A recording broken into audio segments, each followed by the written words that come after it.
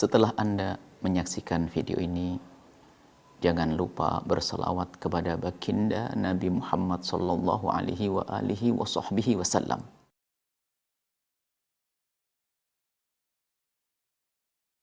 Bismillahirrahmanirrahim. Assalamualaikum warahmatullahi wabarakatuh. Alhamdulillahi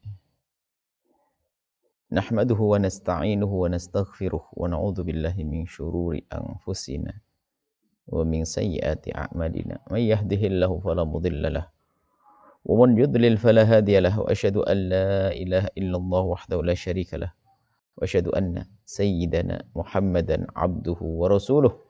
Allahumma shalli wa sallim ala habibina sayyidina Muhammad wa ala alihi wa ashabihi wa tabi'ina lahum bi ihsanin ila yaumiddin. Allahumma ya Rabbana nas'aluka, inna nas'aluka fahma ulama'ika al-amilin wa ilhama awliyaika as-salihin. Warzuqna ya Rabbana taubata qabla al-maut wa syahadata 'inda al-maut wal jannata ba'da al-maut. Amma ba'd.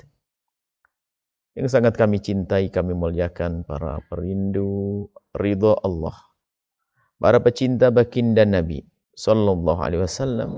Alhamdulillah, puji syukur kepada Allah atas segala karunia-karunia-Nya yang amat-amat agung dan amat-amat banyak. Kita tidak akan mampu menghitung-hitungnya. Di antaranya adalah kesempatan yang Allah berikan kepada kita pada saat ini untuk kita bersama-sama belajar, agar kita semakin punya bekal untuk mendekatkan diri kepada Allah, mendekat kepada baginda Nabi, bekal untuk menjadi lebih baik. Semoga Allah memberikan kepada kita pemahaman yang benar. Allah beri kepada kita ilmu yang bermanfaat. Allah memberikan kepada kita kebaikan, keselamatan di dunia dan di akhirat. Baik, kita saat ini sudah masuk kepada hikmah yang ke-63. Bunyinya begini. Kepuasan yang hakiki adalah di saat dirimu tidak lagi menuntut.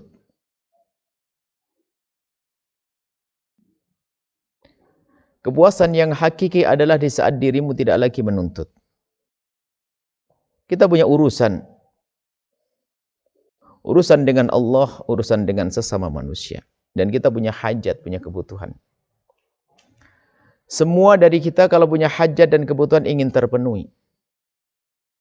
Akan tetapi di antara hamba yang telah dipenuhi hajatnya oleh Allah, atau di saat kita minta hajat kita dipenuhi oleh sesama kita, di saat hajat kita dipenuhi, ada dua model manusia. Yang pertama, karena dia adalah orang tahu diri, maka dengan karunia yang Allah berikan, ia mensyukuri nikmat tersebut dan mengagungkan nikmat tersebut, membesarkan nikmat tersebut. Sehingga yang ada pada orang tersebut adalah satu keadaan yang luar biasa di dalam dirinya, yaitu kepuasan, karena dia mensyukuri karunia Allah Subhanahu wa taala. Begitu juga di antara sesama, antara seorang ayah dengan anak dengan ayah, suami, istri dan seterusnya. Di saat seseorang diberi oleh orang lain, diberi kebaikan, lalu dia bisa menghargai kebaikan tersebut dan membesarkan kebaikan tersebut dan mensyukuri kebaikan tersebut, maka yang ada adalah kepuasan. Tapi ada sebagian orang, ini kelompok yang kedua, dia tidak pernah bisa melihat nikmat sebagai nikmat. Yang ada adalah kerakusan, yang ada adalah tamak, tidak merasa puas, tidak merasa cukup yang Allah berikan. Sehingga digambarkan oleh baginda Nabi SAW bagaimana orang rakus kalau seandainya orang yang tidak pernah puas dengan karunia Allah itu, dia akan mengejar dunia karena dia cinta dunia. Dan dia tidak akan puas. Bahkan sampai digambarkan kalau dia seandainya minta satu lembah emas, dikasih lembah emas, dia minta lembah yang kedua. Di saat diberi lembah yang kedua, dia minta lembah yang ketiga. Dia tidak akan puas kecuali mulutnya kemasukan tanah. Maksudnya mati. Itulah tamak. Rakus karena tidak pernah syukur dengan apa yang Allah berikan kepadanya. Begitu sebaliknya, orang yang Allah beri kepadanya nikmat kemudian dia mensyukuri, Sungguh dalam hidupnya adalah ketenangan, keindahan, dan kebahagiaan. Bahkan Imam Syafi'i mengatakan kalau orang punya dha qalbin qanu'in, orang kalau punya hati yang qanu itu adalah menerima apa yang telah diberikan lalu mensyukurinya sampai dikatakan anta wa malikud dunya sawa. Engkau dengan raja yang menguasai dunia sama. Karena sudah tidak punya tuntutan dalam dirimu. Maka sesungguhnya tidak ada kepuasan selagi masih ada tuntutan dan tuntutan. Suami kepada istri, sang suami sudah memberikan ini, lihat. Waktu suaminya gajinya 2.500.000 sebulan, maka belanja tas harganya 50.000. Di saat naik, dia naik terus dan tidak akan ada puasnya.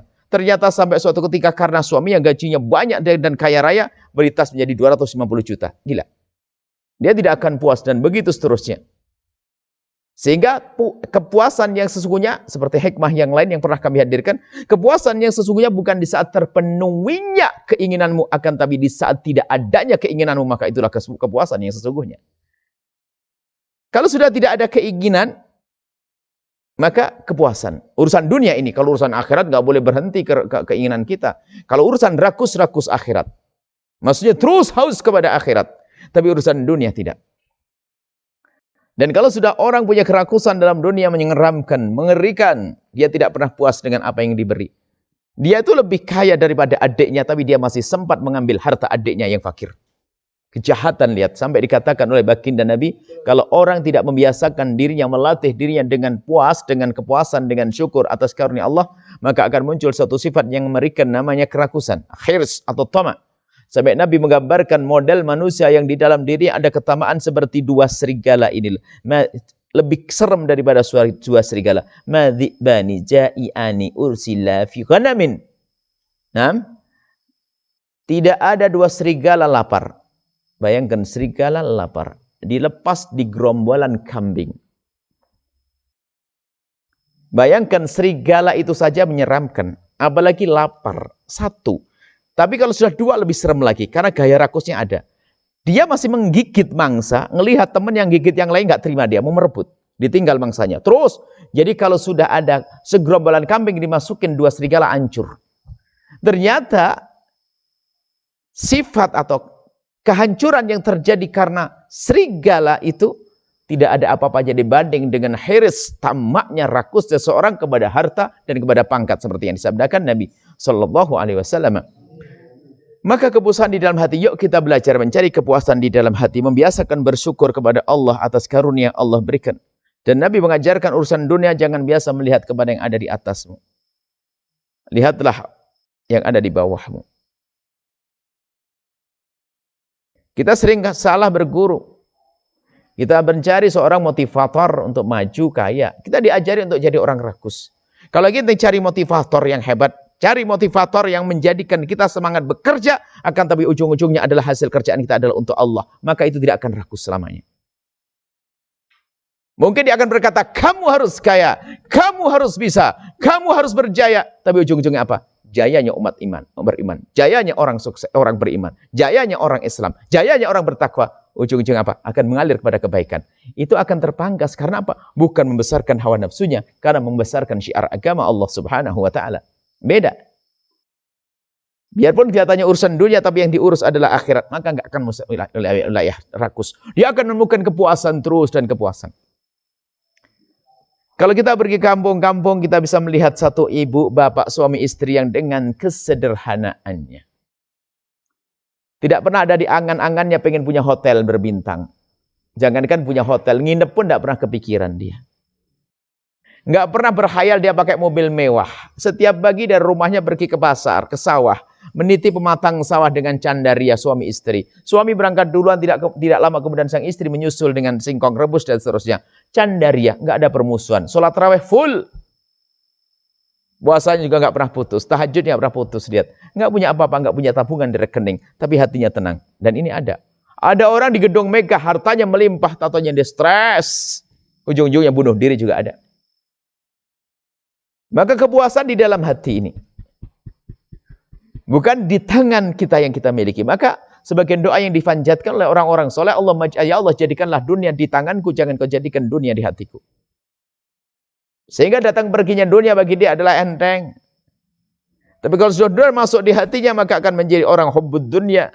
Hubbud dunya ra'su kulli khati'atin. Memang itu bukan hadis, akan tapi maknanya benar. Kalau sudah orang dikuasai dengan hubbud dunya, maka akan muncul penyakit tadi yang kita sebutkan tamak rakus, nggak pandang siapakah dia. Yang penting aku mendapatkan, yang maka muncullah apa? Rebutan waris. Rebutan waris dan mengerikan.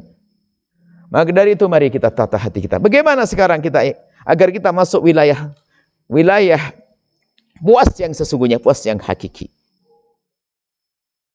Bagaimana ini? Nabi mengajarkan untuk belajar tentang urusan dunia dari orang yang ada di bawah kita. Kalau kita punya sepeda, lihat ada orang yang berjalan.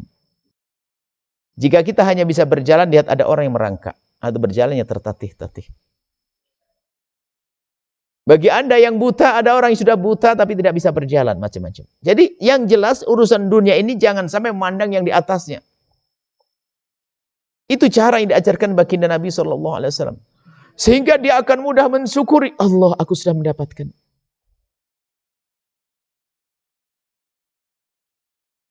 Anda di kampung Anda punya sepeda atau motor. Anda merasa motor itu terbagus. Karena belum ada tandingannya dan Anda merasa puas-puas saja. Tapi di saat Anda mulai membandingkan yang di kota, ternyata motor Anda jadi gak ada nilainya. Itu kan rusak, gara-gara pandang. Apakah maksudnya pandang ini gimana? Bukan melihat. Kalau melihat mobil mewah, mobil gedung megah, gak ada pandang. Itu dengan hati. Kalau kita mandang sesuatu dengan hati, tamak rakus aku, oh seandainya, maka gak syukur dengan apa yang Allah berikan kepadanya. Sehingga dia merasa terpuruk terus. Kita perhatikan di hari ini. Kalau yang kata negeri ini adalah negeri fakir, katanya banyak kemiskinan di negeri ini. Kita ingin tahu. Miskin seperti apa sih yang selama ini dirasa? Siapa yang mengeluh katanya dia miskin? Bagaimana cara makan mereka? Kita masih terasa berapa tahun yang lalu. Mungkin 35 tahun yang lalu bagaimana cara makan kita di kampung. Telur satu dikasih tepung dibagi berempat. Makan apa adanya. Baju setahun sekali beli itu kalau ada. Sarung 6 bulan langsung ngelipat sarungnya itu. Baju robek dijahit atau ditempel. Dulu dijahit baju robek. Saya masih ingat sandal kalau putus dibakar ditempelin lagi. Mana ada hari ini? Mana ada orang sandal putus ditempel lagi? Mana ada hari ini? Kita masih ingat itu dan kita merasakan. Ingat sandal jepit kalau putus dibakar tempelin lagi. Dibakar nempel jadi kuat lagi. Subhanallah. Itu pun tidak pernah merasa kita ini merasa fakir, tidak ada. Tapi hari ini begitu mudahnya orang mengatakan aku fakir, aku tidak punya apa-apa. Karena apa? Telah berada di dalamnya satu kefakiran yang tersembunyi, yaitu kerakusan. Ada catatan kecil kami dalam wasa adalah kefakiran yang tersembunyi adalah rakus yang tersembunyi di dalam hati kita. Dia tidak akan puas diberi apapun. Bahkan jadi manusia yang tidak mengenakkan. Anda memberi kepada dia 50.000, dia mengatakan kurang. Apa 50.000? 100 tetap kurang. 1 juta tetap kurang dan seterusnya.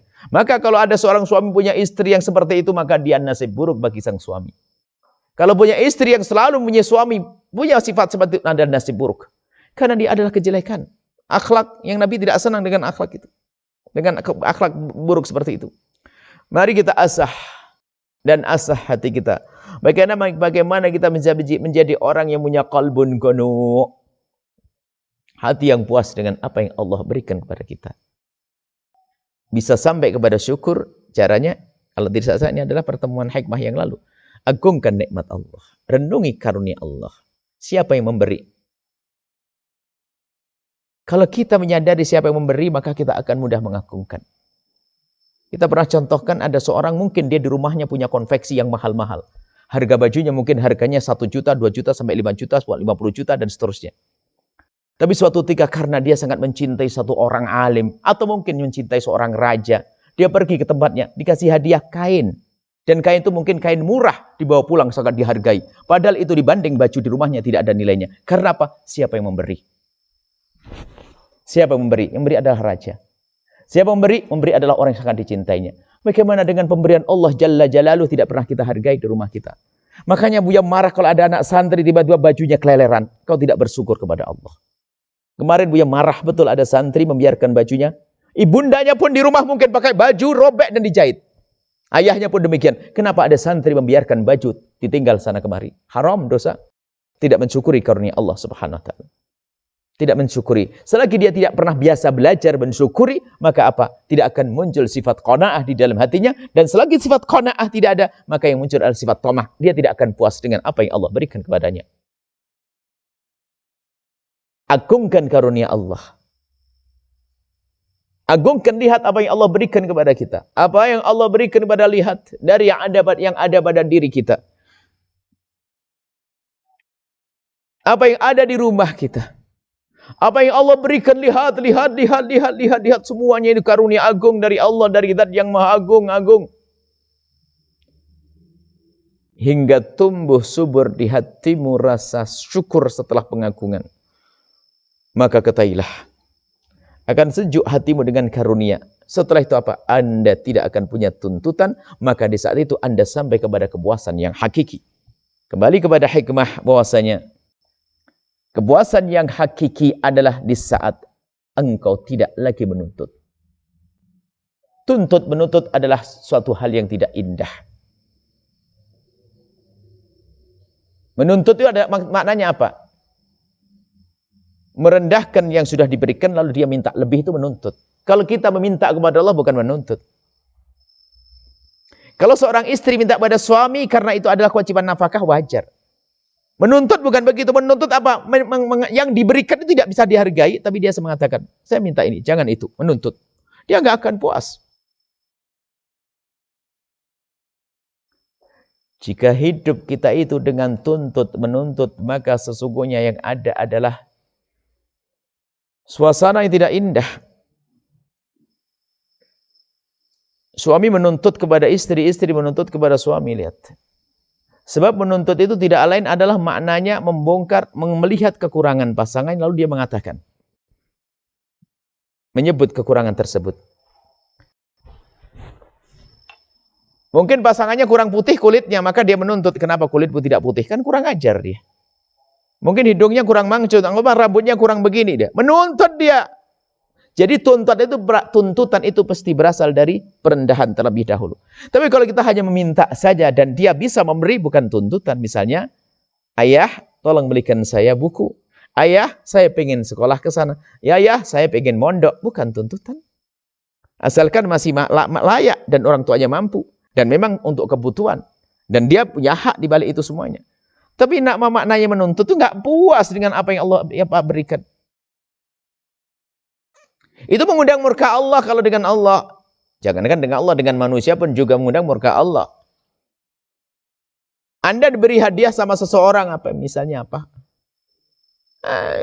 Kacamata atau jam, dikasih hadiah sama seseorang, jam. Jam gunanya untuk apa? Untuk mengetahui waktu agar bisa sholat dan seterusnya. Baru jam lalu dikasih untuk ganjel kursi. Enak nggak didengar? Yang ngasih marah, ini kurang ajar banget ini. Saya kasih jam untuk dipakai, tapi buat ganjel. Baju bagus-bagus, saya diberi baju bagus, tolong dipakai ya. Pakai keset langsung, ayo. Dengan manusia saja tidak pantas. Dia tidak mensyukuri. Dia sebetulnya apa? Menginginkan lebih bagus lagi, maka itu adalah sifat tamak, rakus, dan tidak akan puas selamanya. Maka koreksi diri masing-masing. Kalau ternyata kita masih miara kerakusan, kefakiran yang tersembunyi itu rakus di dalam hati, maka kita tidak akan puas selamanya. Suami istri nggak akan puas. Termasuk urusan apapun tidak akan puas, urusan pelayanan tidak akan puas, nggak akan puas dengan pasangan. Makanya kalau kita punya sahabat, jangan melihat kekurangannya, karena itu namanya menuntut. Lihat kelebihannya, itu bersyukur. Hidup tuh begitu. Kalau kita hidup dengan sesama hanya mencari kekurangannya, pasti ketemu dong. Kita hidup dengan manusia, kita tidak hidup dengan malaikat. Kalau kita nanti di surga sudah nggak ada kekurangan lagi. Selagi masih di dunia semua punya kekurangan. Bahkan guru kita pun juga punya kekurangan. Kalau kita pengen menikah dengan orang yang tidak punya kekurangan, sampai mati tidak akan menikah. Kalau Anda mencari guru yang tidak pernah punya kekurangan, sampai mati tidak akan punya guru. Akan tapi kelebihan kita yang diajarkan Nabi adalah lihatlah kelebihannya. Itulah makna agar kita tidak biasa menuntut kepada siapapun. Dalam bersahabat indah, dalam suami istri indah, dalam bermasyarakat indah. Dan dengan Allah adalah indah karena kita tidak biasa. Kita sudah biasa mensyukuri dan tidak biasa menuntut.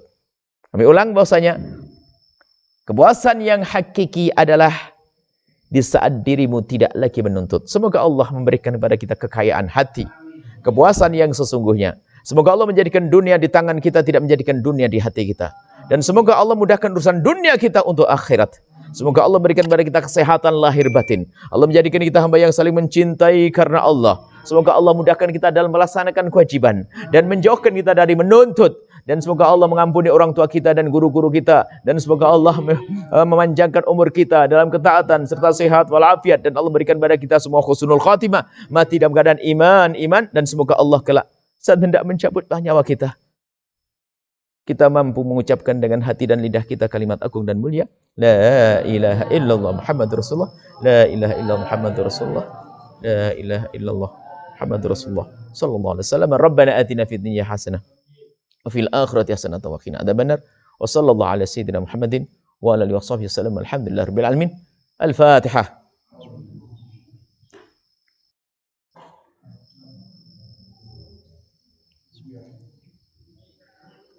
Terima kasih, mohon maaf, mohon doa selalu, wabillahi taufiq wal hidayah. Assalamualaikum warahmatullahi wabarakatuh.